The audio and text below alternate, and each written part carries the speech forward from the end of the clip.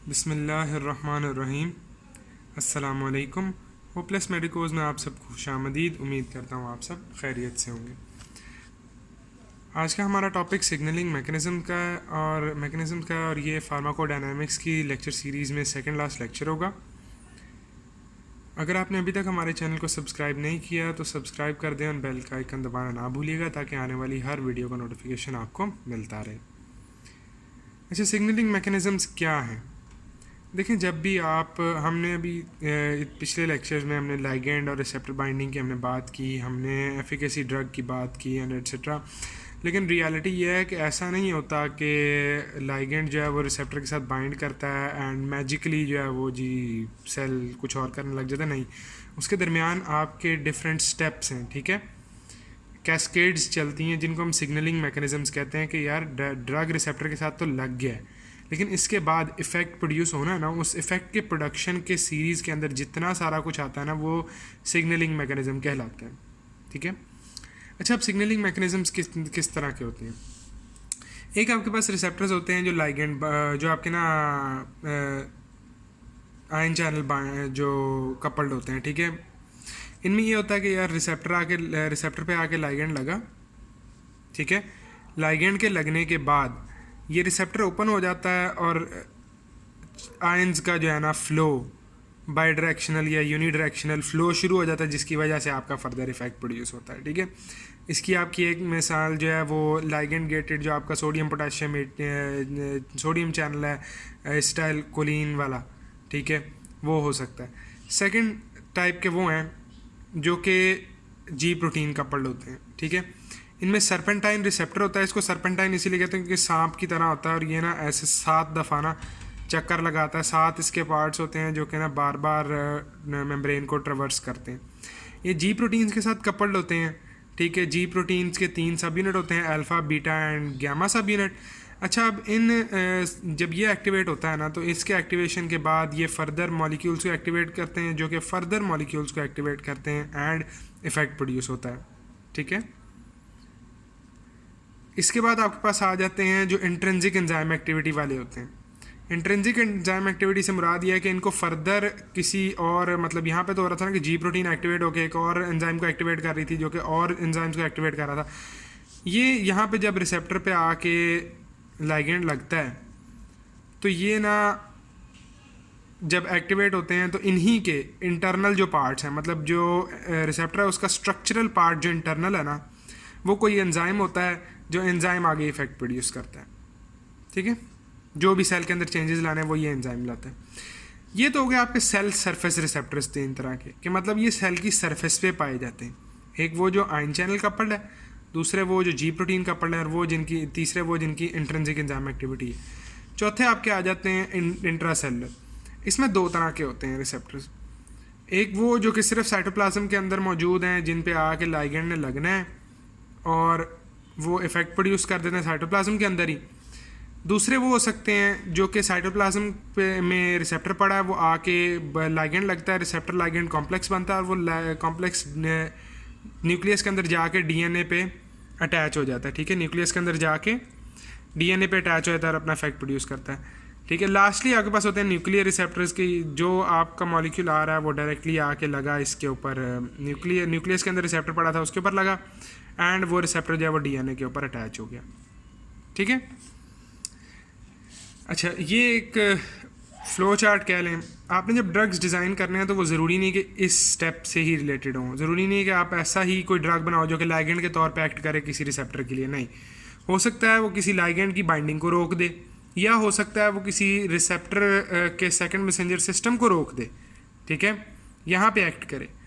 हो सकता है कि वो सेकंड मैसेंजर सिस्टम से आगे प्रोड्यूस होने वाले इफेक्ट को रोक दे, ठीक है। या अगर वो कुछ ड्रग्स होते हैं, कुछ सिग्नलिंग मैकेनिज्म्स होते हैं जिनमें सेकंड मैसेंजर सिस्टम नहीं होता, सीधा रिसेप्टर से इफेक्ट प्रोड्यूस हो रहा है, तो इस स्टेप को रोक दें, ठीक है। लाइगेंड आपने कुछ ऐसे भी होते हैं जो कि लाइगेंड के साथ बाइंड करके लाइगेंड को ही इनएक्टिव कर देते हैं, ठीक है। तो आपने ये देखना है कि you are not only concerned with creating ligands that bind with receptors to produce specific effects, but you can also interact with any one step of this whole chain from the ligand to the effect, okay.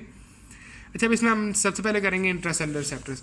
Intracellular receptors किन के होते हैं? Intracellular receptors ना आपके होते हैं steroid hormones के, ठीक है, स्टीरॉयड्स के।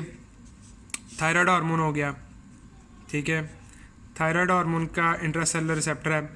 उसके अलावा आपके जो होते हैं विटामिन डी हो गया, ठीक है, विटामिन डी के इंट्रासेलुलर रिसेप्टर्स हैं, ठीक है।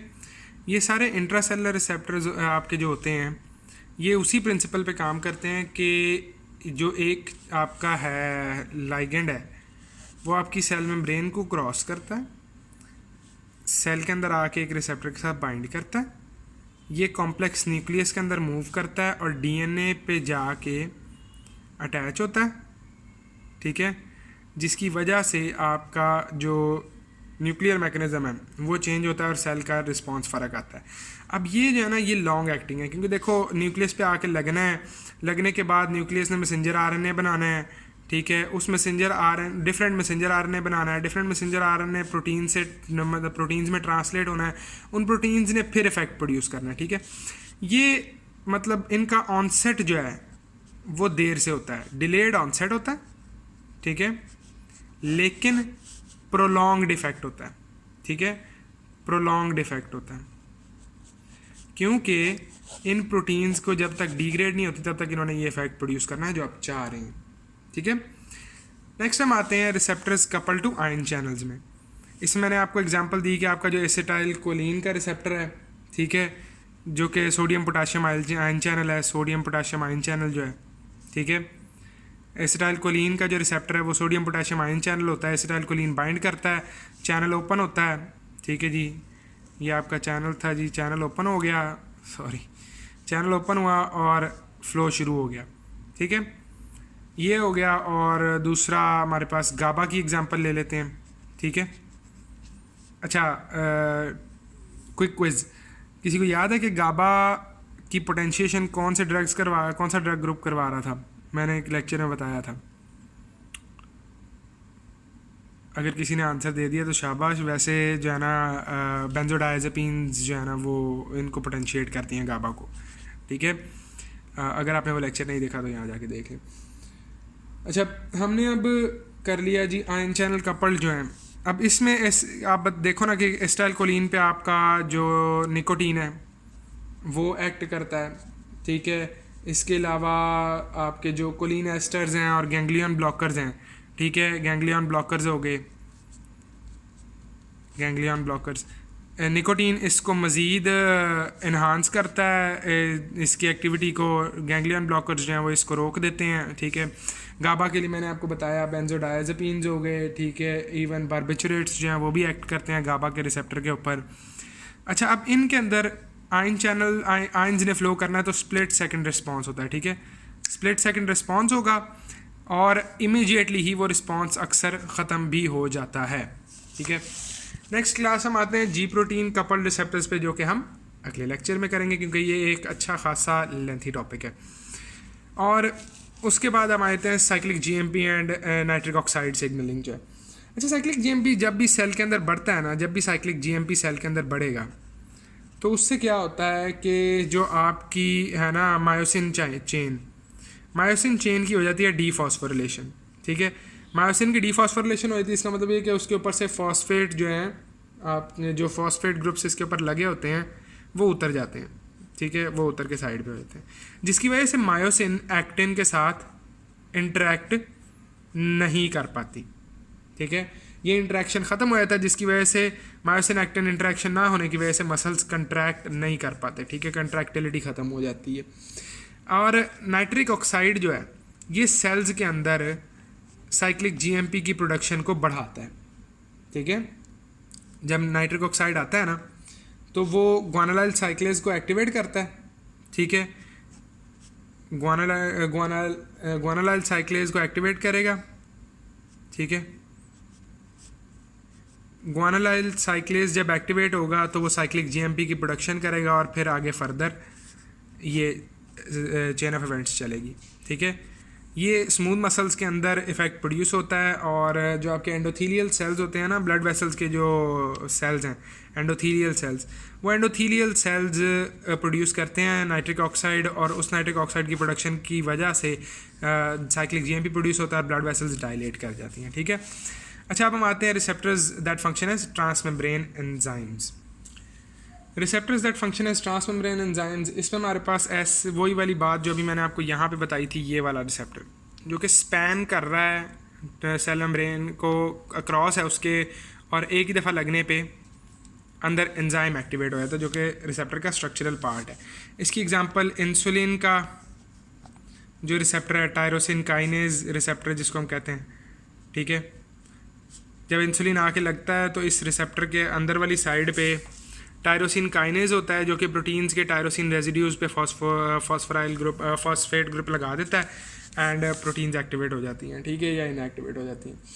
और उसके अलावा हमारे पास जो साइटोकाइंस होते हैं आपके, ठीक है, साइटोकाइंस के लिए जैकस्टैट पाथवेज होते हैं, ठीक है, जैकस्टैट पाथवे होता है, ये जेनस काइनेज है, ठीक है, इसका नाम जेनस काइनेज जो पाथवे आपका वो हो गया, और दैट्स इट। अच्छा, इसमें ना आपके एक लफ्ज़ अक्सर यूज़ आप होता देखोगे, डाइमराइजेशन, ठीक है, डाइमराइजेशन। डाइमराइजेशन क्या होती है कि यार दो लफ्ज़ होते हैं, डाइमराइजेशन और एक्टिवेशन। एक एक्टिवेशन होती है कि यार ये रिसेप्टर पड़ा था, रिसेप्टर के ऊपर लाइगेंड आके लगा, रिसेप्टर एक्टिवेट हो गया और चलो भाई इफेक्ट प्रोड्यूस होगा। दूसरा होता है कि जो रिसेप्टर्स हैं ना वो हाफ की फॉर्म में, दो सब यूनिट्स की फॉर्म में एग्जिस्ट कर रहे होते हैं। जब लाइगेंड आता है ना तो वो इन दोनों सब यूनिट्स को आपस में भी जोड़ देता है, ठीक है, और ख़ुद भी इनके साथ जुड़ा होता है। तो ये जो रिसेप्टर्स छोटे छोटे हैं ना, इनकी डाइमराइजेशन हो जाती है, ये दो जो हैं ये डाइमर बन जाता है, ठीक है, ये एक एक्टिवेशन होती है। खैर, और ये ट्रांसमेम्ब्रेन एंजाइम्स के अंदर डाइमराइजेशन ज़्यादा कॉमन है, सही। लास्टली, अच्छा, अब आपने सिर्फ इन चीज़ों के लिए तो ड्रग नहीं बनाने, कभी कभी ना हम ऐसे ड्रग्स बनाते हैं जो एंजाइम्स और ट्रांसपोर्टर्स को भी टारगेट कर रहे होते हैं। फॉर एग्जांपल, अभी हमने यहाँ पे एक मिसाल पढ़ी थी, यहाँ पे ये एसिटाइलकोलिन की जो मिसाल थी। अब एसिटाइलकोलिन जब साइनैप्स के अंदर रिलीज़ होता है ना, ठीक है, ये एसिटाइलकोलिन जब साइनैप्स के अंदर रिलीज़ होता है, आगे हम ANS में पढ़ेंगे भी, ऑटोनॉमिक नर्वस सिस्टम में, जब साइनैप्स के अंदर रिलीज़ हो जाता है ना, सिनेप्टिक क्लेफ्ट के अंदर रिलीज़ होता है, तो यहाँ पे ना एक एंजाइम पड़ा होता है एसिटाइलकोलिन एस्ट्रेज, ठीक है, ये एसिटाइलकोलिन को ब्रेक डाउन कर देता है। अगर आप कोई ऐसा ड्रग बना लेते हो जो कि एसिटाइलकोलिन एस्ट्रेज को रोक दे, ठीक है, तो उससे क्या होगा, उससे ये होगा एसिटाइलकोलिन का इफेक्ट ज़्यादा प्रोड्यूस होगा और यहाँ पे ज़्यादा जो है वो सिग्नल ट्रांसमिशन होगी, ठीक है।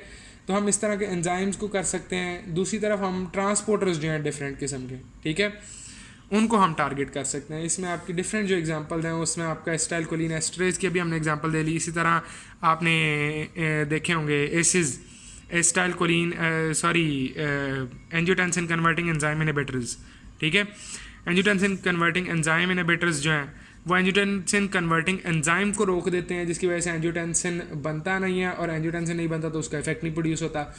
इसी तरह एस्पार्टेट प्रोटीएज होता है, कार्बोनिक एनहाइड्रेज होता है, साइक्लोऑक्सीजिनेजेस होते हैं। साइक्लोऑक्सीजिनेजेस पे एक्ट करने वाला जो आपका वो एस्पिरिन हो गया, ठीक है, एस्पिरिन एंजाइम जो है COX enzyme cyclooxygenase enzyme family उसको ब्लॉक कर देता है, ठीक है।